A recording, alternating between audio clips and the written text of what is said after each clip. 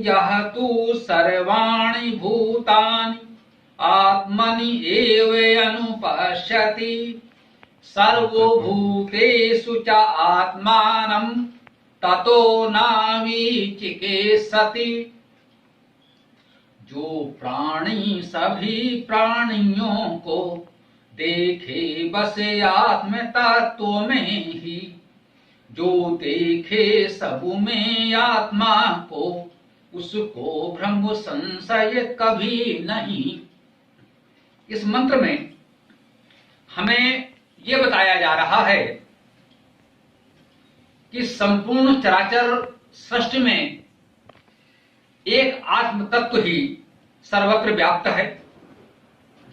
इस मूल तत्व को, इस परम सत्य को हमें समझना चाहिए, जानना चाहिए, पूरी तरह आत्मसात कर लें, इसका अनुभव करने लगे, तब इसका लाभ है। शब्दों में कहीं पुस्तकों में पढ़ लिया, किसी से सुन लिया, हाँ भाई वहां पढ़ा था, उन्होंने कहा था, वो शब्द हम जान गए, इससे वो लाभ नहीं मिलता। जो मंत्र कहना चाहता है, वेद के स्वाध्याय अनुशीलन का जो लाभ है, इस मंत्र को जानने समझने का जो उपयोग है, वो इतने भर से पूरा नहीं होता। परंतु यह भी सत्य है कि यह प्रथम चरण है कि हम उसे पढ़ें, शब्दशः उसका अर्थ समझें, उसे जानें। यह प्रथम चरण है। इतना पर्याप्त तो नहीं है, परंतु यदि इसकी ही उपेक्षा कर देंगे तो अगले चरण में हम पहुंच ही नहीं सकेंगे। कुछ लोगों को यह भ्रम हो जाता है कि भाई इन शब्दों को जान लेने से क्या होता है, मुख्य बात तो उसको अनुभव करना है, उसकी अनुभूति होना है। बिल्कुल सत्य है। यदि हम उसको आत्मसात नहीं कर पाते, उसकी अनुभूति नहीं कर पाते, तो जीवन में उसका विशेष उपयोग नहीं होता।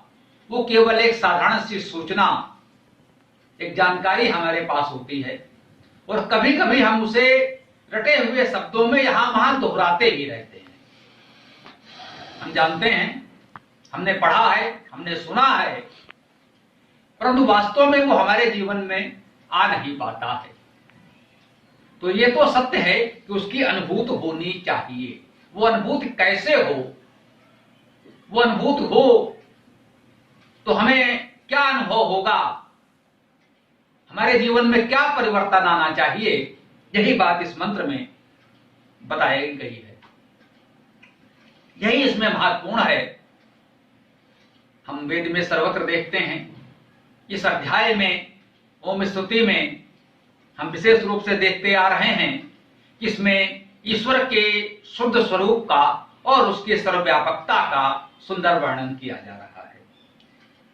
प्रथम सूक्त में उस भाव को स्पष्ट करते हुए इस द्वितीय सूक्त के प्रारंभ में आज जो मंत्र हम चर्चा कर रहे हैं, उसमें ही बताया जा रहा है कि यह तु सर्वाणि भूतानि, यह माने जो, तू, तो हिंदी में भी हम लोग बोलते हैं। सर्वाणि माने सभी, भूतानि माने भूतों को। भूतों से क्या आशय है? भू माने होना, और भूत माने जो हुआ है, जो हो चुका है, वो भूत है। कुछ बाबा जी लोग भूत उतारते हैं, कुछ क्लाइंट फंसाने हैं, उन्हें ठगना है, लूटना है, किसी को कोई किसी तरह का कष्ट है तो बोले ये भूत की कोई बाधा है, भूत है, चुड़ैल है, प्रेत है, तो बाबा जी भूत उतार देंगे। उसके लिए बाबा जी को तमाम सामग्री और दक्षिणा देनी पड़ेगी और बहुत कुछ करना पड़ेगा। बाबा जी कुछ ना कुछ उठपटांग हरकतें करेंगे पूजा पाठ के नाम पर, कुछ मूर्खतापूर्ण उछल कूद करेंगे, कुछ मनोवैज्ञानिक प्रभाव डालेंगे, कुछ विशेष रासायनिक तत्व को आग में जलाकर जहरीला धुआं छोड़ेंगे, जिससे आसपास बैठे हुए लोगों को, विशेष रूप से जिसको कष्ट बताया जा रहा है, उसके मन मस्तिष्क पर कुछ प्रभाव पड़ेगा, वो उसकी बोध की शक्ति कुछ कम होगी, उसके मन पर कुछ नियंत्रण करने के प्रयास होंगे और दिखाया जाएगा कि देखो भाई अब इसका भूत हमने उतार दिया है। हमने कहा ऐसे बाबा जी को लेकर आओ, हम उनके भूत उतारने का भी भूत उतार देंगे। उनको जो भूत उतारने का भूत चढ़ा है, हम उनका ये भूत भी उतार देंगे इसी तरीके से। जो हथकंडा वो अपनाते हैं, इसी तरीके से हम उनके भूत उतारने का भी भूत उतार सकते हैं। तो जो वेद को पढ़ते समझते जानते हैं, वो उसके वास्तविक अर्थ को समझते हैं। उन्हें कोई भूत उतारने के नाम पर ठग नहीं पाएगा, ऐसा नहीं होना चाहिए। हमें ये विवेक तो जागृत होना ही चाहिए कि अंधविश्वासों से फंसने से बच सकें, तभी वेद से जुड़ने का लाभ है।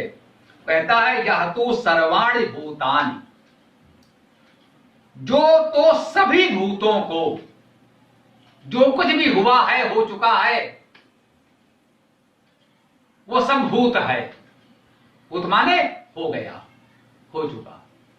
हम सब लोग जो चराचर सृष्टि उत्पन्न हो चुकी है, वो सब भूत है। जो इस समय वर्तमान है वो भी, जो अब वर्तमान नहीं रहा वो भी। जब व्यक्ति जीवित है, हमारे समक्ष वर्तमान है, तो उसे हम देख रहे हैं। अब क्या है भाई, वो भूत हो गया, वो वर्तमान नहीं रहा, उसकी मृत्यु हो गई, अब वो भूत हो गया, वो भूतकाल में चला गया, वो है नहीं, अब वो था। तो जो अब नहीं है पहले था, तो हम कहते हैं क्या है, वो भूत है, वो भूतकाल की बात है। वो अब है ही नहीं, कभी था, तो अब वो कुछ नहीं कहीं आ सकता, अब वो कहीं कुछ नहीं कर सकता, क्योंकि अब वो नहीं रहा। जो वर्तमान है वही कुछ कर सकता है। यहां जो भूत की बात की गई, उसमें जो कुछ हो चुका है वो सब है। वो जो वर्तमान है, जो वर्तमान नहीं रहा, केवल भूत हो गया, वो भी। तो क्या कहा, जो तो सर्वाणि भूतानि, सभी भूतों को। वाक्यांश है, ये वाक्य पूरा करेंगे। आगे क्या कहते हैं, आत्मन एव अनुपश्यति। आत्मन माने आत्मा में, एव माने ही, अनुपश्यति देखता है, पश्य माने देखना। यह तो सर्वाणि भूतानि आत्मन एव अनुपश्यति, जो तो सभी भूतों को आत्मा में ही देखता है। हमने इस वेद की चर्चा करते हुए यह समझा है कि वो परमपिता परमात्मा, वो मूल आत्म तत्व सदा सर्वत्र व्याप्त है, वो सर्वव्यापी है। तो हमारे जीवन में इसकी अनुभूति यदि हो जाए, तो हम सभी भूतों को उस आत्म तत्व में ही देखें।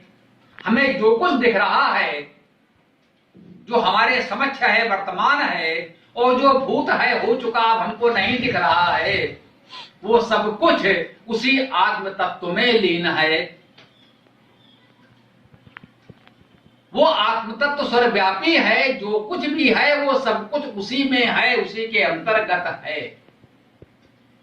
क्या कह रहे हैं, आत्मन एव अनुपश्यति, जो ऐसा ही देखता है, वो आत्मा में ही देखता है। वो ऐसा नहीं मानता कि ये जो हम देख रहे हैं कोई व्यक्ति वस्तु जो उस आत्म तत्व से परे है, उससे पृथक है, अलग है, ऐसा नहीं हो सकता। ये हमें स्मरण रखना चाहिए। पहले भी चर्चा की है, आगे भी करेंगे जब भी कोई बात आएगी, कि वेद में आत्मा और परमात्मा एक ही हैं, अलग नहीं है। कहीं भी आत्मा और परमात्मा नहीं कहा गया। आत्मा और परमात्मा में कभी कोई अंतर नहीं माना गया। जो कुछ है वो एक तत्व है।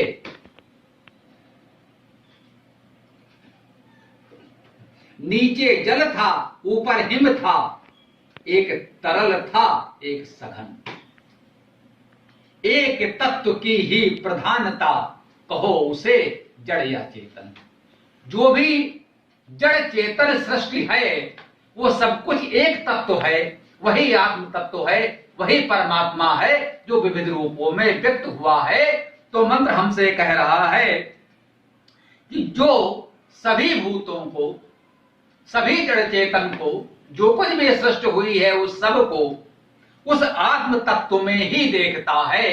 जो इस बात को अनुभव करता है ये जो कुछ भी है सब उस आत्म तत्व के अंतर्गत ही है, उससे परे कहीं कुछ है ही नहीं। और सर्वभूतेषु च आत्मानम्, सभी भूतों में आत्मा को, हमने क्या कहा अभी, हमने जाना कि सभी भूतों को उस आत्मा में देखता है। और सर्वभूतेषु च आत्मानम्, सभी भूतों में उस आत्मा को देखता है। सभी भूतों को आत्मा में देखता है और सभी भूतों में आत्मा को देखता है। अर्थात सब में वह है और उसमें सब है। जो कुछ है चराचर जड़ चेतन जगत, वो सब कुछ उसी ईश्वर, उस आत्म तत्व परमात्मा के अंतर्गत है, उससे परे कुछ नहीं है। जो कुछ है वही है और इन सभी भूतों में वही एक आत्म तत्व सर्वव्याप्त है। ईशावास्यम विदम सर्वम, इस अध्याय का पहला सूत्र हमको बताया गया था। वही आत्म तत्व सर्वत्र व्याप्त है। तो सर्वभूतेषु च आत्मानम् ततो न विचिकित्सति। जो इतना अनुभव कर लेता है वह कभी भ्रमित नहीं होता। विचिकित्सा नहीं, उसे कभी कोई सत्य जानकारी से विपरीत अनुभव नहीं होता। जो सत्य है, जो परम सत्य है, जो परम तत्व है, उसे वो समझ लेता है। उसे कभी किसी तरह का भ्रम संशय नहीं होता। जो हमने काव्यानुवाद में कहा, उसको भ्रम संशय कभी नहीं। भूत का बहुत व्यापक अर्थ हमने भी आपको बताया कि जो कुछ हो गया है वो सब कुछ भूत है। उसमें संपूर्ण जड़ चेतन, संपूर्ण सृष्टि इस भूत में समाहित है। ये उसका व्यापक अर्थ है। व्यवहार में समझने के लिए, जो लोक व्यवहार में हमें दैनिक जीवन में समस्या आती है, चलिए थोड़ी देर के लिए मान लें, अनेक व्याख्याकारों ने ऐसा कहा है, किया है, इस भूत को सामान्यतः प्राणी मान लें। वैसे तो सब कुछ है ही, प्राणी भी उसी में शामिल है, उससे अलग तो नहीं है। तो चलिए इस दायरे को थोड़ा छोटा करें, क्योंकि हमारी समझ छोटी है, तो थोड़ा छोटा करके समझने का प्रयास करें। इतना व्यापक विराट सृष्टि हमारी दृष्टि में नहीं आ रही है। तो चलिए देखा, जो भी प्राणी हैं, तो जो प्राणी, सभी प्राणियों को, हम भी प्राणी हैं, हम सबको उस आत्म तत्व में देखें और सब में उस आत्मा को देखें। तो जो ऐसा देखता है उसको भ्रम संशय कभी नहीं, उसको कभी किसी प्रकार का भ्रम नहीं होता, उसको कभी कोई संशय संदेह नहीं होता कि ऐसा क्यों है, वैसा क्यों है, ये कौन अपना है, कौन पराया है। अयम निजा परो वेति गणना लभ चेतसाम उदार चरिता नाम तू वसुधैव कुटुंबकम। वसुधैव कुटुंबकम तो छोटी बात है, यहां तो कह रहा है कि संपूर्ण सृष्टि वही एक मूल परमात्म तत्व है जिससे सब उत्पन्न है, अंत में सबको उसी में लय होना है। और जब तक ये सृष्टि दृष्टिगोचर है तब भी उसी में है, उससे परे तो है नहीं। तो जब ये व्यापक दृष्टिकोण हम में आ जाएगा तब हम कैसे कहेंगे कोई अपना है कोई पराया है? तब कैसे कहेंगे कोई छोटा है कोई बड़ा है? तब कैसे कहेंगे कि ये नीचा है ये ऊंचा है? फिर कोई नीच या ऊंच कैसे हो पाएगा? इस तरह के भ्रम हमारे मन में क्यों पल रहे हैं? स्वामी विवेकानंद जी ने कहा कि ये हमारी सबसे बड़ी विडंबना है। वेद वेदांत का उतना उच्च दर्शन जो संपूर्ण सृष्टि को एक आत्म तत्व में देखता है और व्यवहार में किसी मनुष्य की छाया पड़ने से दूसरा मनुष्य अपवित्र हो जाता है। हम मान लेते हैं कि किसी कुल विशेष में जन्म लेने से कोई ऊंचा नीचा हो जाता है, तो ये तो वेद तत्व का अनादर है, ये तो सनातन धर्म का अनादर है। ये हम सनातन धर्म होने का दावा कैसे कर सकते हैं? यदि हम सनातन धर्म के हैं, हम सनातन धर्म को मानते हैं, हम वेद वेदांत को मानते हैं जानते हैं, तो फिर हमको ये भ्रम संशय नहीं होना चाहिए। कोई भी जन्म के आधार पर, धन के आधार पर, पद के आधार पर, किसी रूप सौंदर्य के आधार पर, किसी शारीरिक शक्ति के आधार पर छोटा बड़ा कैसे हो सकता है? सबके भीतर वही परमात्मा तो है। संपूर्ण सृष्टि उसी की है। चलिए हम अपने दायरे को छोटा करते हैं, ये पूरी पृथ्वी ही सही है उसी की ना। उसने ये पृथ्वी बनाई, हम सबके लिए बनाई। उसने तो इस भूमि का कोई टुकड़ा किसी के नाम बैनामा पट्टा किया नहीं कि भैया इतनी भूमि आपकी और इतनी भूमि आपकी। उसने तो ऐसा कोई पट्टा नहीं किया। उसने तो नहीं कहा कि इतना देश भारत है इतना देश चीन है। ये सीमाएं तो हमने बनाई ना। ये भारत चीन जापान पाकिस्तान ईरान इराक ये हमने बनाए, ईश्वर ने नहीं बनाए। ईश्वर ने तो एक पृथ्वी बनाई, वो गोल है। ये रेखाएं हमने खींची। उसने हिंदू मुसलमान नहीं बनाए, ये हमने बनाए। ये दूरियां हमने पैदा की, ये दीवारें हमने बनाई, ये दरारें हमने बनाई। उसकी एक धरती पर हमने कितनी लकीरें खींच दी। और उसके बाद हम कहते हैं ईश्वर सर्वव्यापी है। यदि ईश्वर सर्वत्र है, वही ईश्वर मुझ में है, वही ईश्वर आप में है, वही हिंदू में है, वही मुसलमान में है, वही ब्राह्मण में है, वही दलित में है, वही भारतीय में है, वही पाकिस्तानी में है, तो इतना भेदभाव कैसे संभव है? इतना द्वेष कैसे संभव है? एक दूसरे के प्रति इतनी कटुता इतनी शत्रुता कैसे संभव है?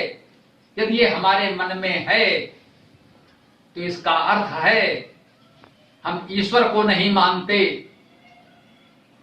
तब हम आपस में भेदभाव करते हैं। क्या सबका ईश्वर अलग अलग है? जो हमारा ईश्वर सर्वव्यापी है, जिसके लिए हमने कहा ईशावास्यमिदं सर्वम, वो ईश्वर क्या पाकिस्तान में नहीं है, वहां कोई दूसरा है? ईश्वर से परे तो कुछ नहीं है। क्या वो चीन में नहीं है? जो हम कहते हैं संपूर्ण सृष्टि में है, तो इस छोटी सी धरती का बंटवारा हम कैसे कर देते हैं? हम कैसे कह देते हैं वही नदी वही जल वही वायु उसने बनाया, सबके लिए एक सा बनाया। वही जल किसी दलित के छू लेने से अपवित्र कैसे हो जाता है, जो सबको पवित्र करने वाला है? हम कैसे ये मान लेते हैं कि हमारे बीच इतना भेदभाव है? इस बात को सोचते हुए हम कैसे कहते हैं क्या मुझ सत्य सनातन वैदिक धर्म के अनुयायी हैं, जो ईश्वर को सर्वव्यापी मानता है, जो सब में उस इस तत्व को देखता है, जो उस आत्म तत्व में सबको समाहित मानता है। ये हमें कब किसने सिखाया कि हमारे बीच इतनी लकीरें खिंच गई, इतनी दीवारें खिंच गई, इतनी दरारें बन गई, हमारे बीच इतनी दूरियां कहां से आ गई। इस मंत्र ने हमको यही बताया कि यदि हम ये अनुभव कर सकें कि सब कुछ उस आत्म तत्व में है और वही आत्म तत्व सभी में है, तो ऐसे व्यक्ति को कभी कोई भ्रम संशय नहीं होगा। अगर हमें भ्रम संशय से मुक्ति पानी है तो वेद विद्या को हमें स्वतः पढ़ना चाहिए। ये ढोंगी बाबा अपने धर्म की दुकान चलाने के लिए वेद जैसे पवित्र ग्रंथ का भी अनर्थ करते हैं। अपनी बात उसमें ठूस कर हमें अनुचित बातें बताने का प्रयास करते हैं। थोड़े से विवेक से हम स्वयं देखें और समझें कि वेद हमको क्या कहता है। इसीलिए हमारा निवेदन होता है, कृपया वेद को स्वयं पढ़ें। दूसरे का किया हुआ अर्थ नहीं, मूल वेद को पढ़ें। वो बहुत कठिन नहीं है। अब हमने आपके लिए शब्दकोश भी दे दिया, धातुकोश भी दे दिया, व्याकरण भी दे दी, जो सरलता से पढ़ी जा सकती है, बहुत कठिन नहीं है। अब आपको घर बार छोड़कर 12 वर्षों तक तथाकथित ब्रह्मचारी होकर किसी गुरुकुल में पढ़ने की आवश्यकता नहीं रही। दैनिक जीवन के सभी कार्य करते हुए बहुत सरलता से आप वेद के सत्य अर्थ को समझ सकते हैं। स्वयं समझिए। थोड़ा सा विवेक जागृत हो जाए तो जो अर्थ लोगों ने किए हैं, जो छपे हुए मिल रहे हैं, उनमें भी आपको पता चल जाएगा इसमें कितना वेद का है और कितना बाबा जी के घर का है। कितनी मिलावट उन्होंने खुद कर रखी है वो स्पष्ट आपको दिखने लगेगा। थोड़ा सा आंखें खोलकर उसको देखने का प्रयास करें तो बात हमारी इस मंत्र की मूल संदेश यही है कि जब वो परमात्मा, वो परम चेतन सत्ता आत्म तत्व सर्वत्र व्याप्त है, सभी भूतों में, संपूर्ण सृष्टि में, सभी प्राणियों में वही व्याप्त है और उसी में सब कुछ समाहित है, तो हम सब एक हैं। हम में कहीं कोई भेदभाव नहीं हो सकता, हम में कोई अलगाव नहीं हो सकता, हम में कोई दूरी नहीं हो सकती। द्वेष और शत्रुता तो संभव ही नहीं है। इसी में हमने वेद में, इस वेदायन में भी संकलित है, हमने पढ़ा है। हम सबको मित्र भाव से देखें, हम सब में मित्रता का भाव रखें। अगर हमें ये जानकारी हो जाए, इस बात की अनुभूति हो जाए कि वो सब कुछ एक ही तत्व है, हम भी वही हैं, तुम भी वही हो, सब कुछ वही है, तो हम अपने आप एक हो जाएंगे। हमारे आपके बीच कहीं कोई दूरी, कहीं कोई भेदभाव, कहीं कोई द्वेष भाव संभव ही नहीं हो पाएगा। आइए हम सब मंत्र एक साथ बोलेंगे। ओम योऽसौ आदित्ये पुरुषः सोऽसौ परम्। ओम खं ब्रह्म